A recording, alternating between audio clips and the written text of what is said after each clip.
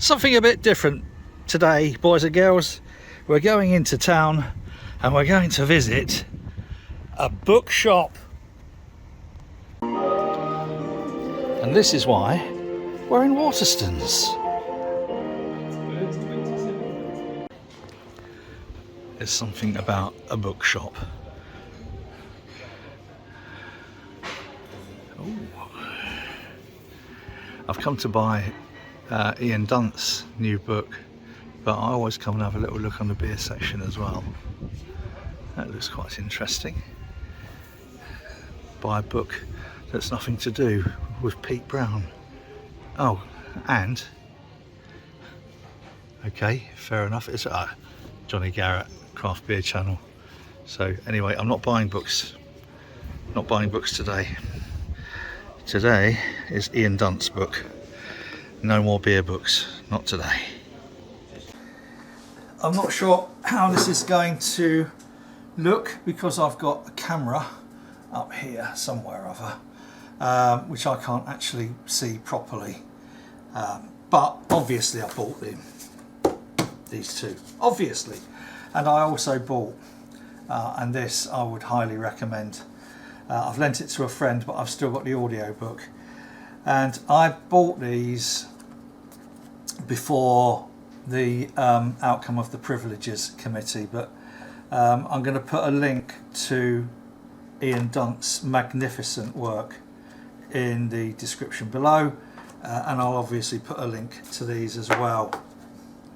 I'm not going to mention how Westminster works and why it doesn't, because I will just get incredibly angry. Instead, I'm going to cover these books. First off, Book of Hops. It's hardback. It's very, very much intended for the American market. I've also bought the audiobook of this on Audible.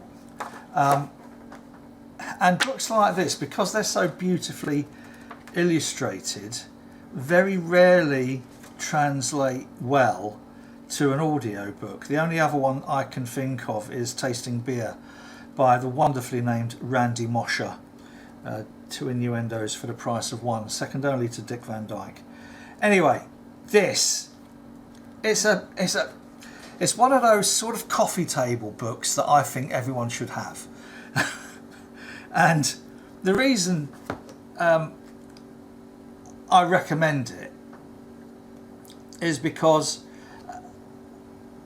it covers the hops, it covers where the hops, where the variety is grown, the history of the hops, how they're used and what particular beers they're used in. More interestingly, it has some wonderful little interviews or articlettes from some of the brilliant brewers, and this is from Ken, as an example, Ken Grossman from Sierra Nevada. I've also read his autobiography as well. It's well worth getting. If I remember, I'll put a link below to that too.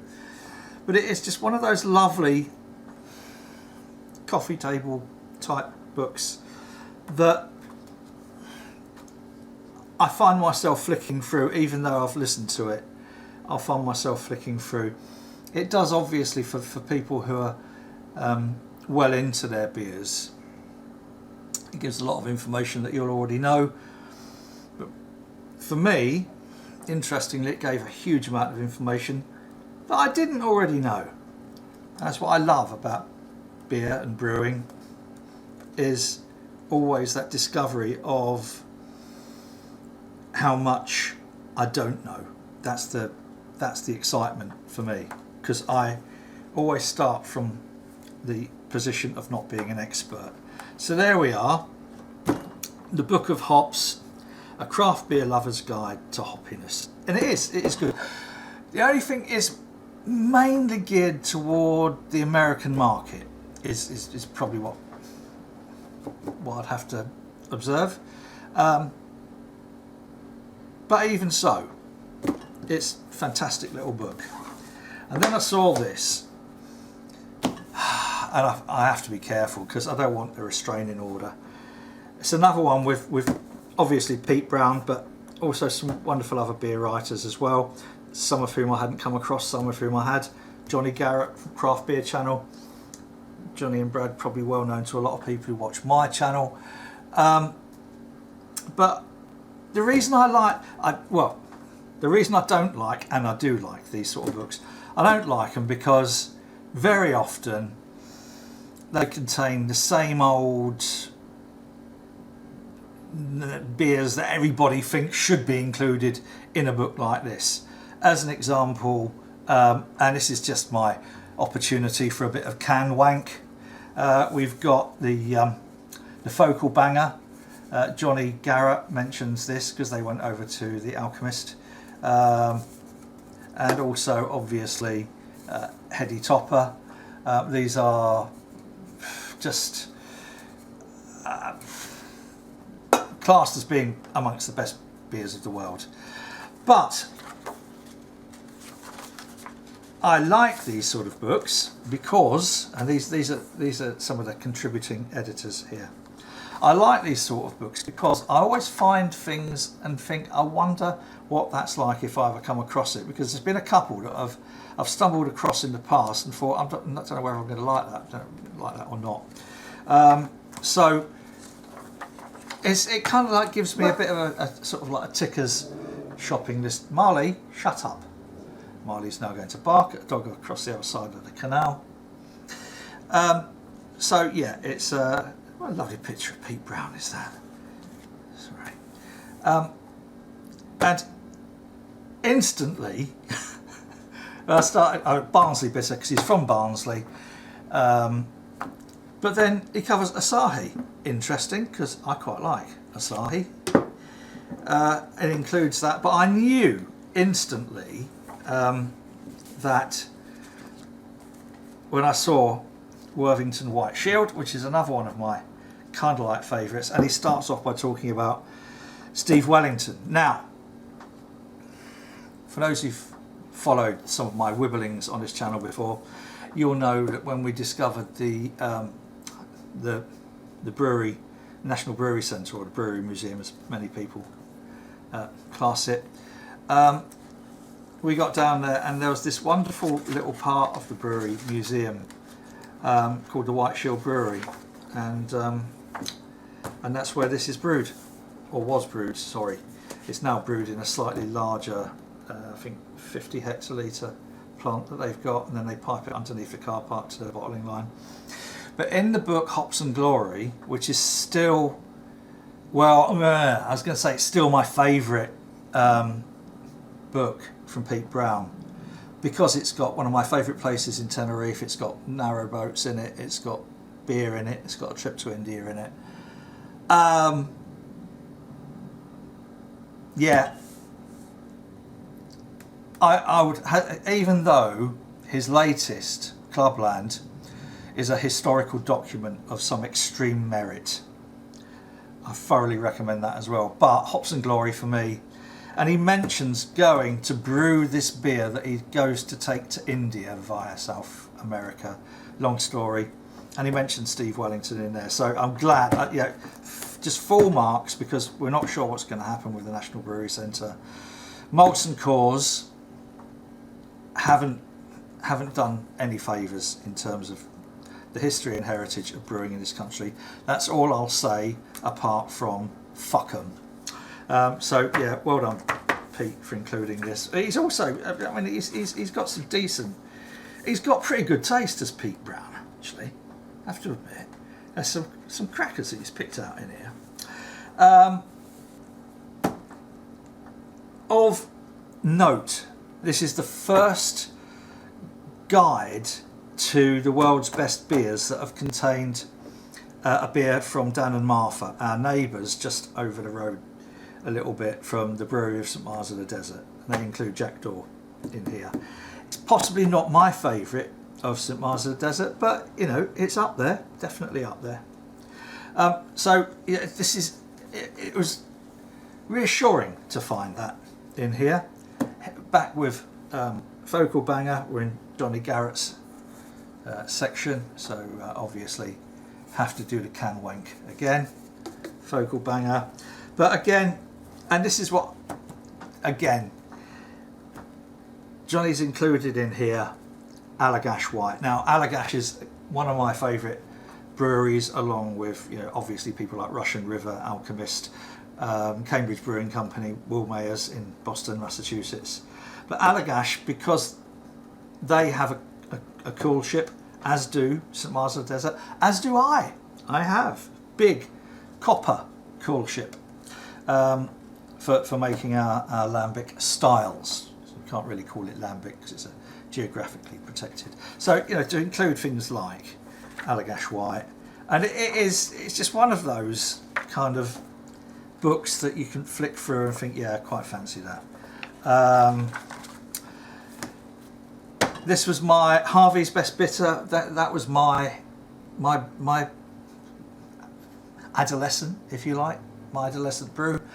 And for a short while, I went out with the daughter of one of the head brewers there. Oh, look at that! I mean, that was over 40 years ago, well over 40 years ago. But yeah, so Harvey's Best Bitter deserves to be in World's Greatest Beers.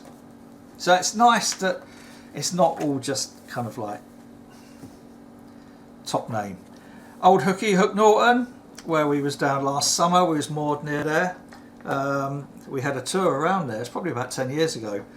Again, in the top of their brew house, they've got a massive copper cool ship, which at the time, they told us they weren't allowed to use it because of European regulations around sanitation. How true that is, I've no idea. Anyway, again, Verdant, Even Sharks Need Water. Yes, Johnny Garrett couldn't have picked a better from Verdant. Well, he possibly could, from Verdant. Light bulbs kind of like up there. Bloom in terms of, you know, their core beers, but Even Sharks Need Water is superb beer. So, as you'll probably get Heady Topper, Can Wank, Heady Topper. So, again, beautifully illustrated. Some superb beers from Dogfish Head. It's the first beer I had in America, Dogfish Head, when I was invited over to do my first lecture tour. Oh, long time ago. Yeah, so again, beautiful book, and it's a ticker's delight. I don't really have a problem with tickers. I don't. I think kind of like it kind of helps the beer industry a little bit, even if they just turn up, have half a pint and fuck off. I think it's still, you know, it boosts interest in the craft beer industry. And this, as far as books go, this isn't quite as tedious. I mean, they've got people like Siren in here. Yeah. So it's well thought out, well compiled, great contributors, superb book. So, you know, summer days, sat out in the sun with a book and a beer. What more do you need? So I'll put links to these and to Ian's How Westminster Works and Why It Doesn't in the description underneath. They will be Amazon affiliate links. Use it when you go to your local bookshop, because local bookshops are brilliant. Wherever possible, I will buy from our local Waterstones or any independent bookshops that might be left. But for now, that, boys and girls, those are my two free, if you include Clubland, 4, and if you include Hops and Glory from Pete Brown, 5. Those are my books of the summer for 2023. If you like this nonsense, please feel free to subscribe. I do wow, big sort of, I don't know how it goes because I don't know where the camera is, but it'll be somewhere here. I'll go woof like that. Subscribe to the channel, that'd be lovely. Tell your friends, tell your auntie. Yeah, feel free to send free beer and free books. Happy to review anything. I bought these, as you saw. And as I always say, until next time, you take care out there. Cheers.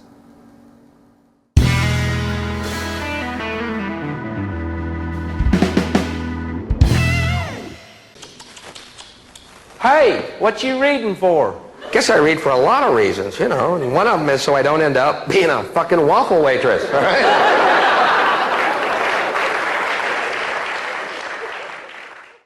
And Tony, yesterday I went, as we all must, to Peppa Pig World.